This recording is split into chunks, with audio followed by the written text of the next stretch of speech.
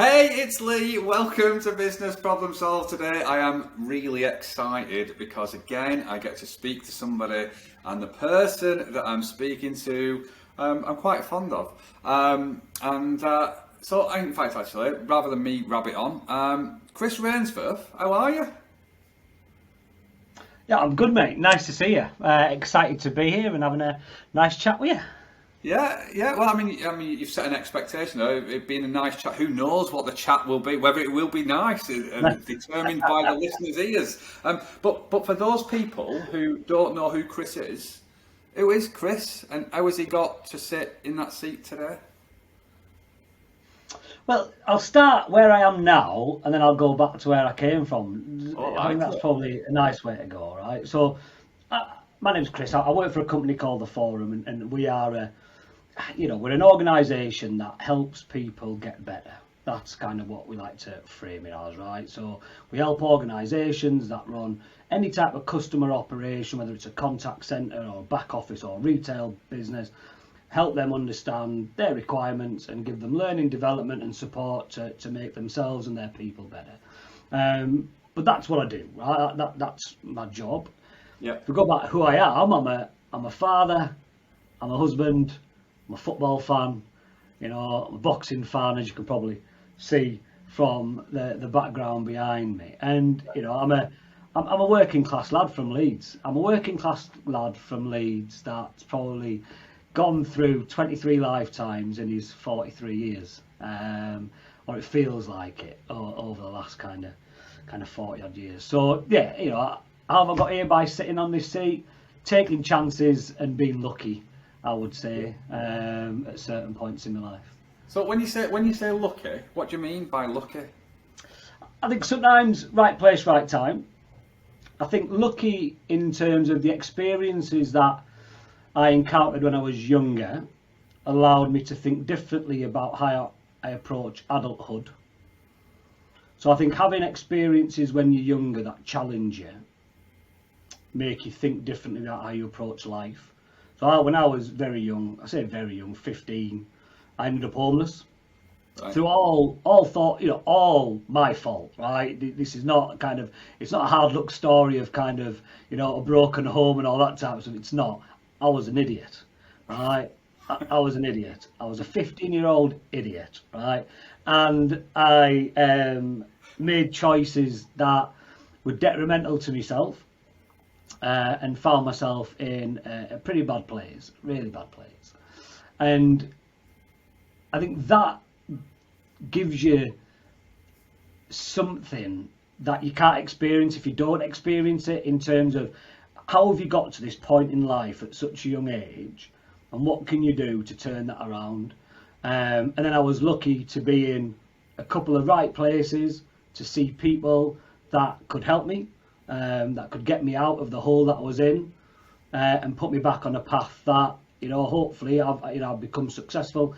In my mind, successful. I'm not a millionaire. I'm not kind of lauded around as a successful person. But in my mind, from where I was to where I am today, I'm successful. I've got a great family. I've got a great circle of friends. I've got a nice life that I actually enjoy.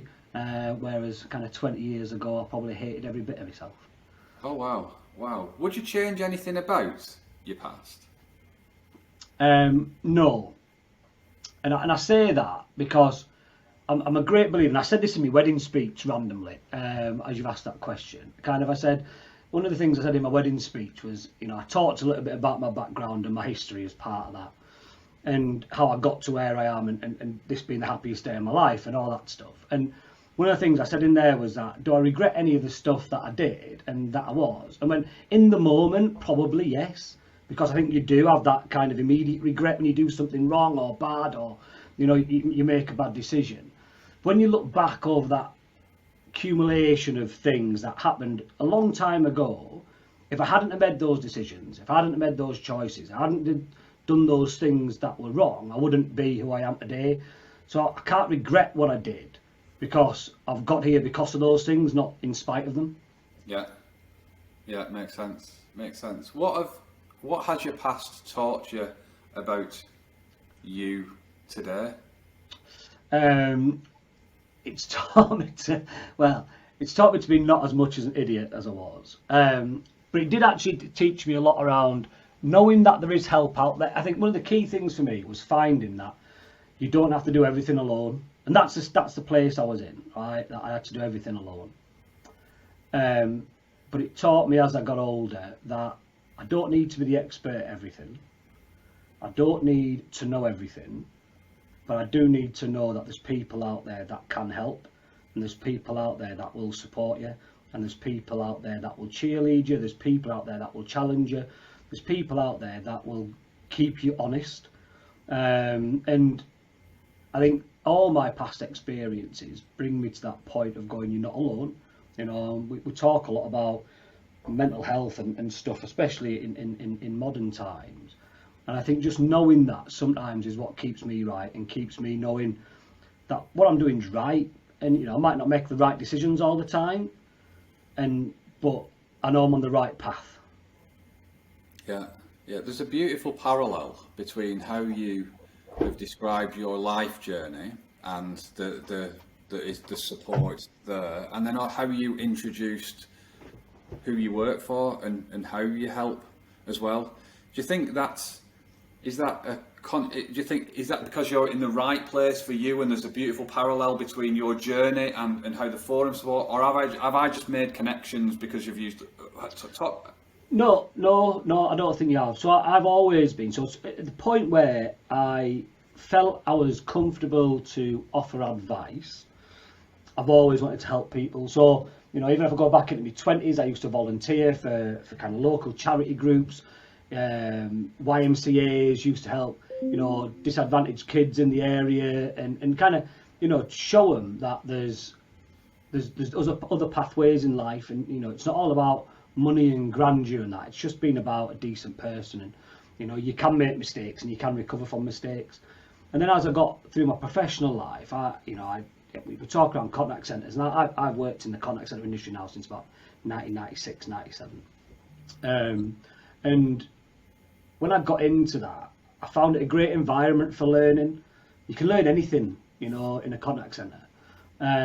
Whether you want to be a great customer service representative, or whether you want to manage people, or you want to get into training, or you want to do HR type activity, or whatever it is. The contact centre can teach you everything. And it has a pathway to anywhere, if you find that pathway and if you're kind of committed to do it. So I got really interested in people, and I got really interested in how people learn and how people behave in situations, and all that stuff really excited me. And I think as I've gone through my career, every time I've had the opportunity to help people, that's the pathway I've taken. And, you know, there's a full circle element to it, that my primary role now is to support and help people get better. And sometimes I do that, I think, as a, you know, from a work perspective, and sometimes I hope I can do it at a personal level with people as well. Yeah. There's the word resilience keeps popping into my mind when you're talking, and at an age 15 and from onwards from 15, and you said that there were some really difficult, challenging things, and the resilient word, like I said, kept popping in my mind when you were talking. Do you think, have you always been a person with resilience, or have you developed resilience because of the situations that you've found yourself in? I think it's a developed resilience, and it's a resilience that was developed over a number of years. And I don't think I was very resilient when I was younger. I just don't think I was. I was a child. I was, you know, one of 5 children in a household. Not the middle child, but, you know, I was kind of second born out of the 5. And there was a level of resilience there when we were younger, I suppose, because my mother was a single mother, with 5 kids, with quite a big age gap between me and my sister, and then my 3 younger brothers. And, you know, me and my sister took a lot of responsibility on drawing that time, so my mum could go out and work 2 jobs or whatever she was doing. So there probably was a little bit of built resilience there. You kind of just got on with things. You had to, you know. We didn't have a lot of money. We didn't have a lot of anything. So you kind of you build up that resilience in that regard. But as a personal level, when I first kind of left home and found myself in that situation, I'd given up. I'd given up on everything. I'd just given up on myself, I think, more than anything else. And it was a friend of mine that saw me and kind of coaxed me into thinking differently about what the future can be. You know, there's things we can do and there's things you can do to take a bit more control of where you're at.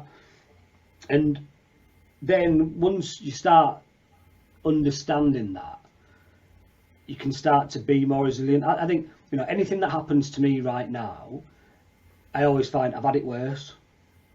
You know, I always think, and there's probably worse things to come in life, don't get me wrong, you know, there is definitely worse things to come. We all go through cycles of kind of emotional and things in life, and I know there'll be harder things and other things that I've got to deal with, but I know that the stuff that I've already gone through will give me a really solid mindset to deal with those things in a different way to how I would have done when I was younger. Yeah, I got you. The word help has popped up a number of times. Firstly, when you spoke about the forum, then when you spoke about the change in your fortune, so you about your own personal journey, and then the help is there, and things. What is it about what you do now and helping people that lights the fire, that you enjoy, that gives you the motivation and desire to keep doing it? Seeing other people's successes, right? So I've said this, even when I was a team leader, when I was managing, you know, teams and doing that, seeing people develop, seeing people get better, seeing people be successful, right, is always been that driver for me. And I can see it now at individual level and at kind of organisational level when I'm working with businesses that are going through change and they're trying to develop things. And when you see them getting to the end of that journey and starting to really see that success and growing in themselves and growing their confidence and delivering what they set out to deliver, it's the blue touch paper every time, right? You know, it's that thing of going, you know, do we get it right all the time? No. Are we always successful? No. You know, that nobody is, right? But if, you know, 50, 60, 70%, right, of you kind of go back and go, I was a part of that journey. Yeah. You know, I love it when I go on LinkedIn now and I see people I used to work with like 10, 15, 20 years ago, and they're off running businesses and they're doing this and doing that, and I remember you, and I remember, you know, and I was a little part of that journey. It's those things that just, I can't ever, you know, that feeling never goes, that it never disappears. Yeah.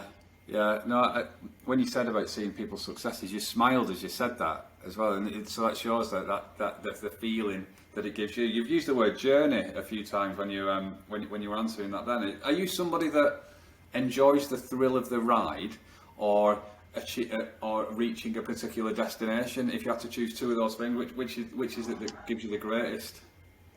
I think I would. It depends, right? So if I'm task oriented on something, the destination's the goal, right? Yeah. How I get there might differ, and I might have to change direction from time to time.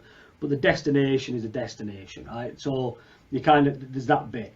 In life, I'm just a journey type of guy, right?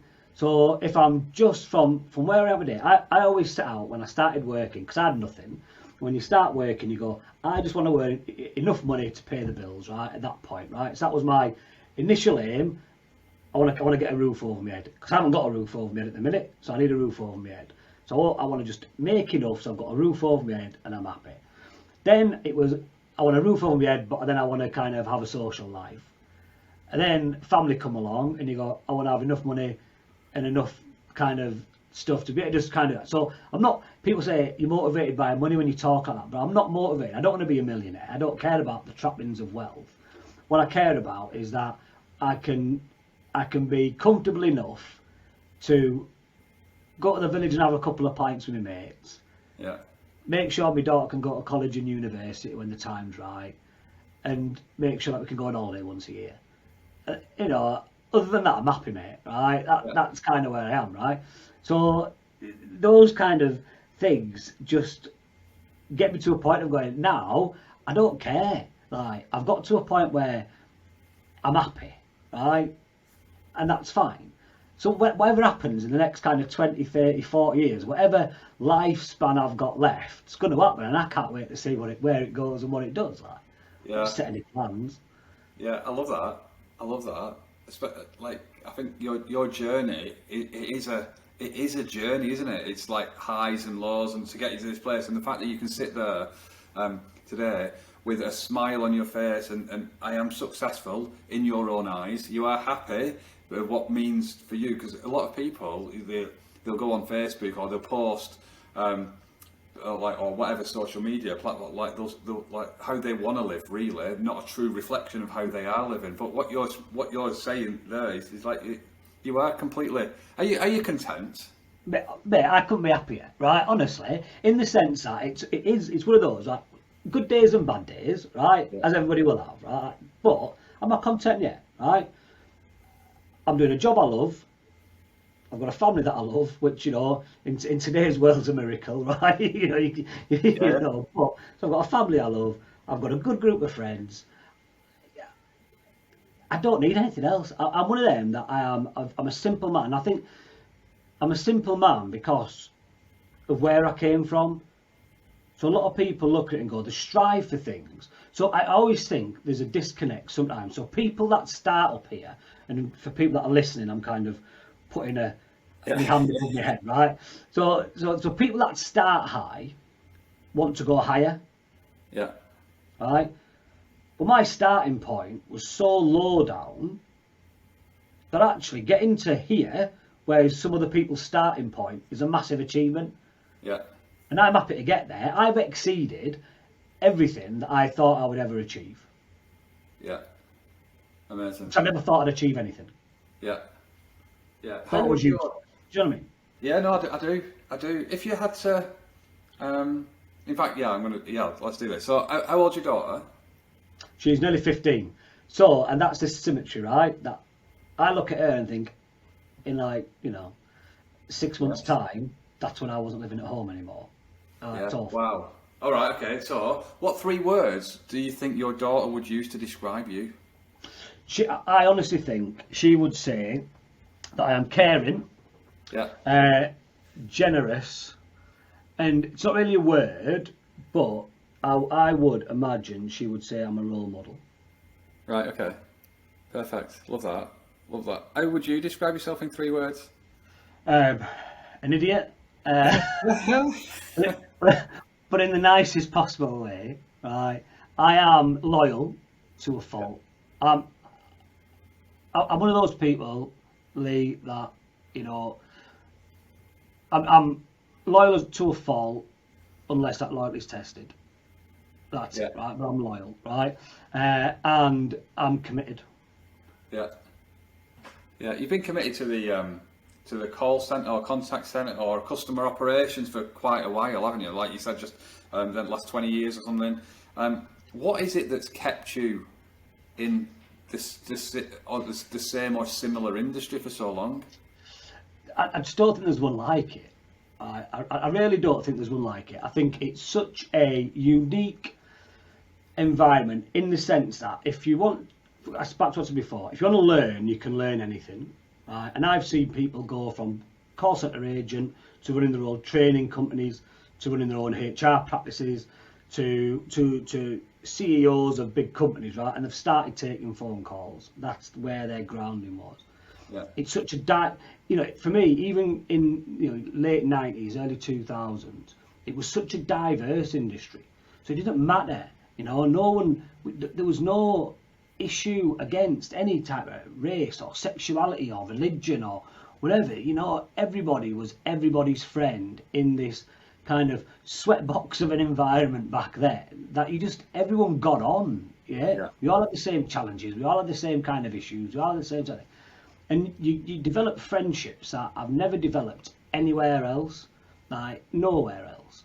And it's just such a passionate place, I think, for people who are passionate. And I know it gets bad reputation, I fully understand that. And I see it all the time. But I think, the people that work within it, will have a completely different experience to those that see it from the outside. And where we, my organisation and loads of others out there are trying to change that perception of people, because it's made some of the best people. Like if you look around at successful people, you look around, a lot of those people would have started life taking phone calls in a call centre, or doing some kind of customer service job, whether in retail, whether in a contact centre, it doesn't matter. I think it's just such a, for me, it's such a passionate industry full of passionate people, and has such a range of diversity that, you learn so much, not just about the job that you're doing, but society in general. Yeah, that's where I was gonna go with the next question. Is kind of what kind of grounding does that industry? What is it that creates the passion in people, do you believe? And what grounding does it set people up? So you said before about you see some really successful people now doing all sorts of amazing things, but they started off in, what is it that industry gives people the foundation or the grounding in that makes them successful and passionate? Well, it's changed over the years. I think back in my early days, it gave you a real sense of belonging, right?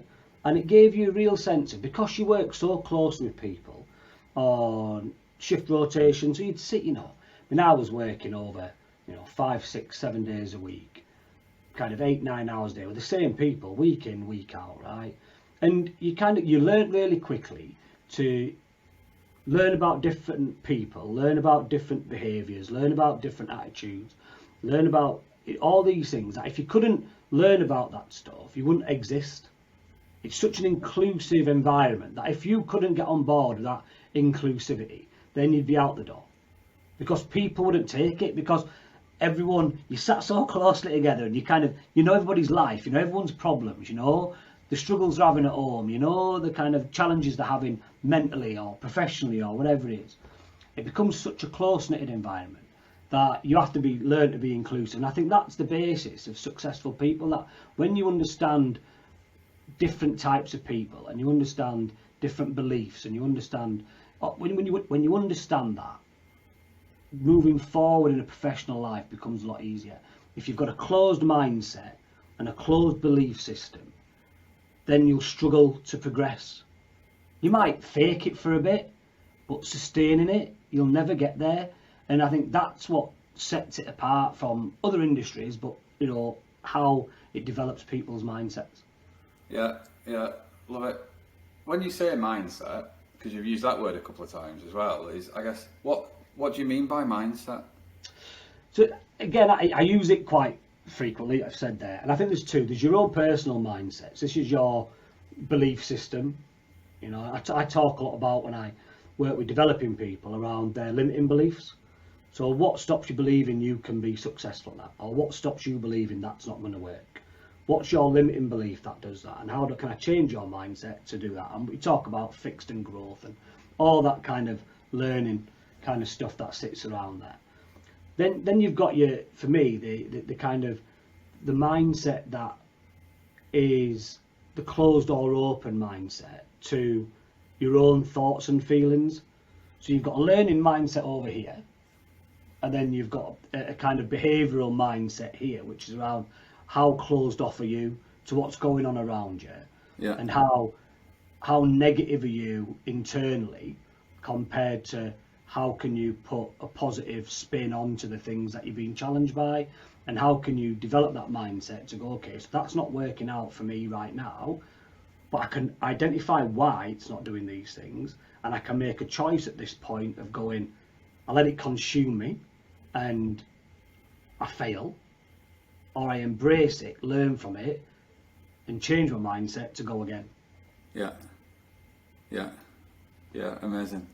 You're a fascinating bloke, and there's so many different directions and questions that I want to ask, and I keep going back to what you said about your daughter being 15 years old, and your when you called yourself an idiot at 15 is where your story began. If your daughter, in fact, actually, another thing that you said as well, so just let me frame the question, is that you wouldn't change anything that you've done because it's like got you to the place now. But if your daughter did, or you did what you did, would you try to stop her? It's a good question, and it's a question that I have asked myself in the past. And I think the way I've gone about it is, what I don't ever want my daughter to get to is a point where she feels she has to make the decisions I made. Would I stop her making those decisions? I don't know. Yeah. Because I think I'm not a hypocrite, and I think she has to make her own mistakes. I do. I truly believe that. I will try and protect her along the way. What we have decided to do, me and my wife, and we made this really early on in life, and I get called out on this quite a bit, and people will probably listen to this and call me out on it. But I have a really open household. Like, we will talk about anything and everything. Nothing's off limits. We don't, so if she wants to challenge my behaviour, she can openly challenge my behaviour. If she wants to talk about it, and we've had that really out from the outset. So, for example, I might swear and I might do things around where people go, well, you're swearing in front of her. Well, you know what? She's going to hear this language, right? So I'm not going to hide her from it.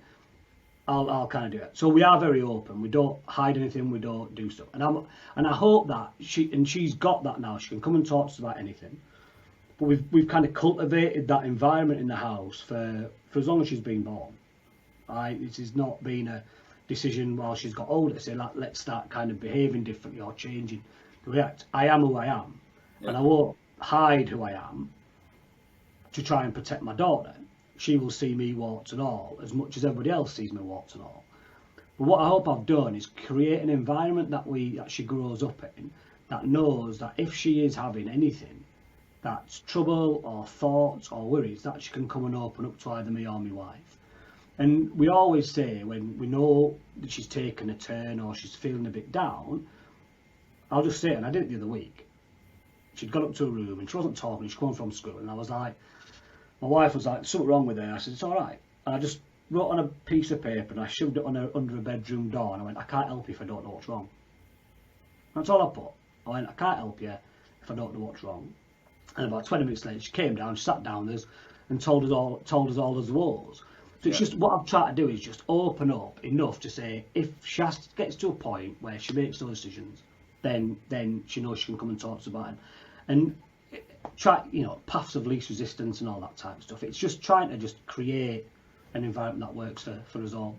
Yeah, I love that, and I think there's something really powerful there from a business perspective as well. I facilitated a session a couple of weeks ago, and there was two people that weren't necessarily getting on, and they weren't seeing eye to eye. And I asked them, it was about, we were trying to create a high performing team, and I asked one person what did they believe was a non-work related example of a high performing team, and they said her family, because they've got each other's back, they communicate well, the real strength of relationship and all of that stuff. And then I spoke to this bloke and I said, what's a high performing team for you? And he said, Manchester City. And he said, because of the titles, the leadership, the results that we're having, the football we're playing. And I said, and this is the challenge between you two. You're both looking for different things, but to align and create this high performing team. What you've just described as in your home environment are fully aligned with this person's kind of like family thing, the connection, and the fact that you've got created this openness to share and freely communicate, I think is the biggest challenge within organisations now, because so many people have ideas and thoughts and they just don't feel safe to share them. What can you learn from your family environment that you've created that would be that can be tried, or like steps towards? Because I mean, you said since 15 years it's being developed and built, so it's not there's no silver bullet. But what things are the non-negotiable things to create in this environment, do you think? The non-negotiable things is everyone's honest. I think everyone's got to be honest, and you've got to be honest around two things. You've got to be honest as a business or a team. What are you trying to achieve? So what outcome are you trying to deliver? Because if you're not on the same path and the same journey, you'll never get to where you want to go, right? You just won't. As a group of people, you'll never get there. So our biggest thing in our household is everyone's honest. We don't lie, we don't mislead, We don't do any of the things that's deceiving. We don't have any deceit, and that's a written rule, and we just don't deviate from that. And I think in a business, you've got to be in that same place. If you're honest about where, and then honest, so as a team in a business, where you want to go. And I think the other bit that helps is honest about where you want to go as an individual. So I think sometimes when people are vying for stuff, that's where conflict comes. And because we're not honest with each other, like someone might be sitting there going, I might see this as a stopgap, and I might go, I'm here for 12 months, and then I'm moving on to another role. It's a stepping stone. It's a whatever. Other people might see it differently. Go, this is me for the rest of my career, or this is me. Then I want to be promoted, and I want your job, right? Yeah. So, but I think if people are doing that in the background of trying to manipulate where they want to be or where they want to go, that kind of dishonesty in terms of your honest approach to your teammates of what your pathway is at a personal level creates distrust. I think if people are open and honest about that, you can then build a team, and you can build the kind of metrics within that team and how it works based on those outcomes that people want. So if someone says, I'm here for 12 months, then I'm away, you go, right, so what can I get out of you for 12 months that's going to deliver the best result? And let's build it so you deliver me your best for 12 months. And when you leave, you're up here. If your outcome is that you want to be promoted, what do we need to do? We're building out our outcome as a team that showcases you in your best light, or gives you the experience that you need to, when you sit down and have the interview in 12 months time or 2 years time, whatever that timeline is, you've had all the experience and you can ace that interview. And I think that honesty around where people want to get to will make us understand and how to build a better team going forward. And I think the other bit is around learning, and I kind of chant this, especially at home, and if we challenge each other at home, we need to understand what we're challenging each other on, right? That's kind of, it's just, again, non-negotiable, right? Why are you smiling when you say that, Chris? Because it happens all the time. Yeah. My wife will argue with me, and I'll go away and do some research, and then come back and argue, and then we'll have a proper debate, right? But I think learning and just having that kind of open learning environment with a team helps create. So understanding where gaps are, understanding where people need to get to deliver their personal outcomes, deliver the team outcomes, going, right, so how do we underpin this with learning? How do we develop our skills and capabilities along this journey? And who carries what? It's not about everybody carrying everything. It's about distributing the weight. And actually, when you're building a high-performing team, sometimes distributing the learning has to be part of that, because you can't learn everything and you can't know everything. And sometimes everyone tries to do everything, and that's when it starts falling apart. The foundation needs to be built on learning and going, right, how do we distribute that? So I would say 2 key things for me: be honest and underpin it with a foundational learning, and then you can have better conversations and you know where everyone stands. Yeah, I love it. Are you the same person at work and home? Yeah, I tried for years to have different personas, and I think everyone does, don't you? Yeah. You put your little work face on. And I did it for years, and probably I did it even to a degree up until the last few years. I think the pandemic destroyed everybody's. I think the pandemic destroyed everybody's kind of work-life balance, in the sense that your work and your life personalities completely merged into each other, because you're working from home. Everyone's so inside your own inner sanctum. Your personality started to shine through a little bit differently. You can't keep, for 7 hours a day or 6 hours a day, or if you're in a meeting for 2 hours, you can put a facade on, and then you can get back in the car and F Jeff and do whatever you want, right? Like kind of as you're driving back home. Yeah. But I think to sustain that in the environment we've had to work in for the last few years became really difficult for everybody.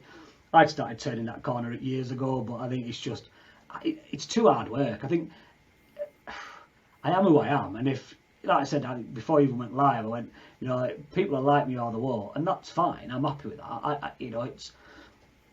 I am who I am, and I'm not going to try and change who I am anymore. I've tried that, and it's exhausting. Yeah, no, completely is. I think there's do you think? And people do it because I think they're more worried about what other people think of them, and I think it takes a degree of confidence. So I've shared this story a number of times on the podcast. I've got a tattoo 2.5 inches down my wrist, because when I got my first set of tattoos, I was more worried that what would they think of the bald northerner with tattoos coming into my organisation? Would they trust me to help me? So I was trying to be and trying to be palatable in everybody's eyes. And like you say, it is tiring, and you're holding stuff back that doesn't allow you to do it. But I think as my confidence has grown in myself, I've been more comfortable, because you used to be able to see, like I used to wear jumpers all the time, and me cuffs on my jumpers used to just move down. My level of comfort could be measured by by how far down my arm, my sleeve went and stuff. But like I could guarantee, the first time I was meeting somebody, I was holding onto the cuffs to not let a glimpse of any tattoo to go. You said that you've always been, or you've worked on it, and for a lot longer than a lot of people you've been yourself. What is it that or how would you encourage people to just be more themselves? If I was sat in the pub talking about this, Yeah. I'd use a completely different phrase. So I won't use that here just in case you have to put the explicit tags on. But there was a point in my life where I stopped giving a B, right? And that was it. And if I put it back to mindset, a lot of it is here, right? So a lot of it is here because we care about the outward perception as opposed to our own individual feelings and emotions. So I worry about what you think about me. I worry about how I look in front of other people. I worry about how I speak in front of other people. I worry if my intelligence is at the same level as the person I'm speaking to. I worry about the words I say, because does it make me sound thick or whatever, right? All these things are going through, which puts you're just putting yourself under pressure. You're putting yourself under pressure to perform an elaborate kind of improv, right, in front of somebody, to put over a perception of you that isn't you. So as soon as you stop giving about it, you just your mind frees completely. So I just stopped. I just went, I don't care. I am who I am. I'll speak how I speak. I'll say what I say. Is it always the right thing to say? Do I always make the right choice and right decisions? No, right? It's not a perfect solution to anything like that. But do I feel more comfortable in all the situations I find myself in, because I'm not getting myself wound up about all the other perceptional stuff that I've been worrying about? 100%. Yeah. And I think that would be my own advice. Don't worry too much about the stuff, because the stuff doesn't matter. What matters is you. And if you're authentic, and if you know what you're talking about, and you're passionate about what you do, that's all you need. Yeah. Truly is all you need. Yeah. If you'd have, in fact, actually, so those 3 bits of advice there, I think are really, really valuable, and I think that people need to take small steps to going on that journey. If you were to give your 15-year-old self 3 pieces of advice at that point, what it doesn't have to be 3, but maybe 1 or whatever. What advice comes into your mind about your younger self? Honestly, go back to don't be an idiot. Like, but in the sense that if I was going to give myself advice, so if I was me now, mentoring me back then, I would say be a bit more considered with your decision making. I think that's sometimes we make rash decisions, and those rash decisions might end up being the right thing to do, don't get me wrong, but be a bit more considered with your decision making, in the sense that don't make your decision based on emotion straight away. So I'm not saying don't make an emotional decision, because the decision might ultimately always be emotional, but don't make the decision at the height of the emotion, because the decision at the height of the emotion is generally the one that might cause the biggest issue going forward.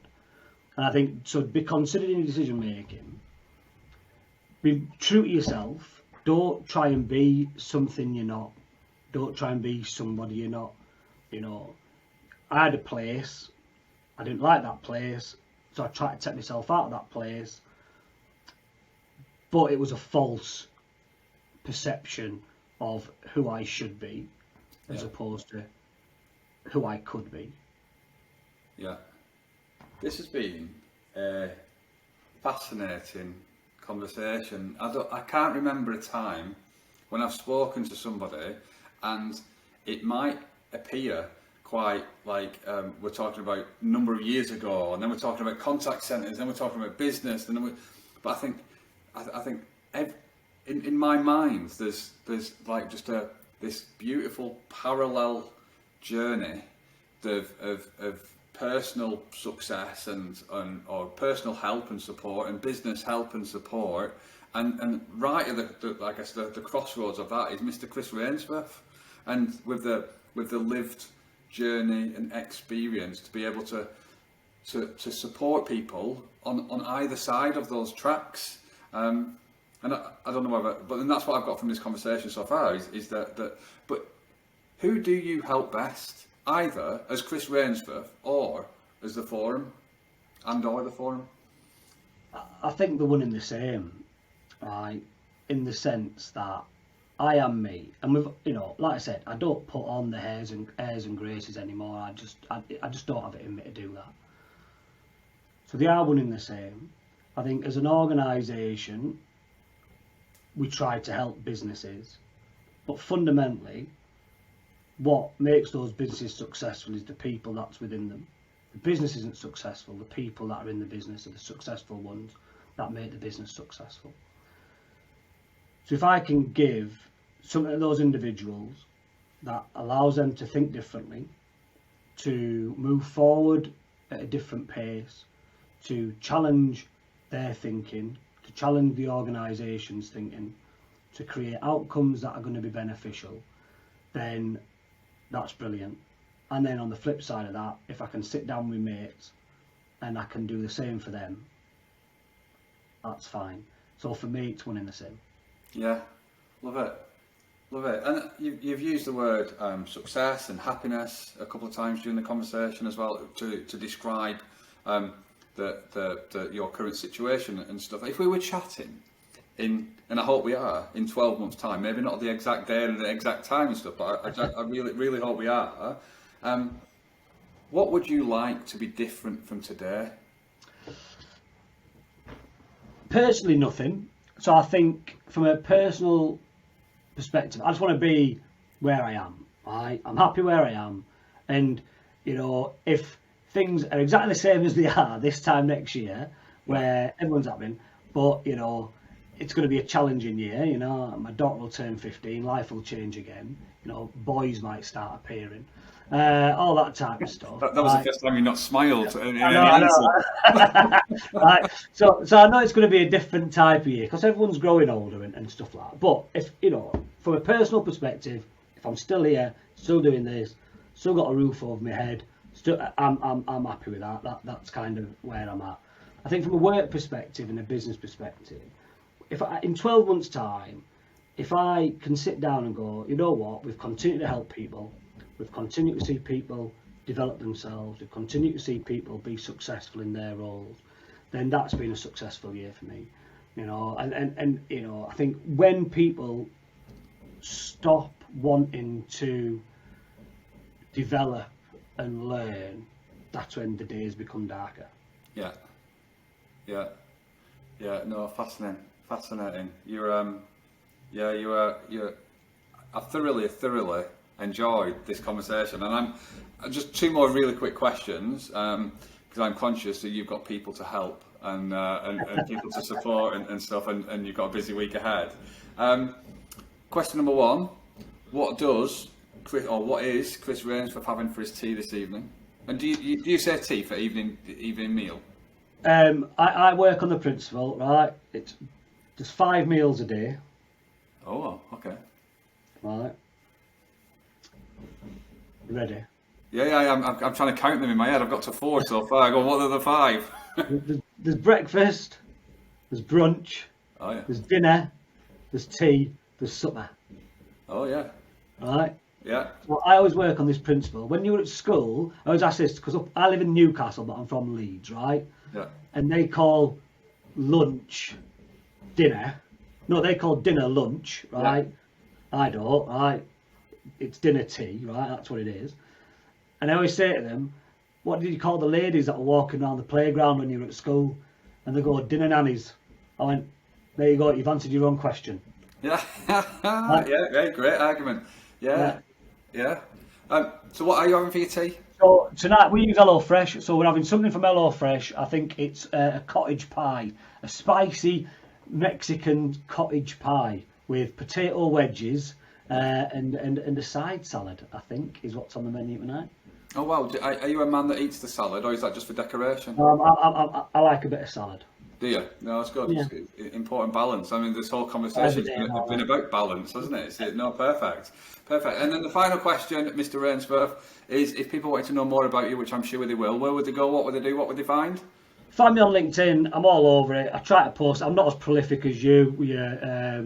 100 posts a day for 100 days of posting. I'm not as committed as that, but I do post regularly.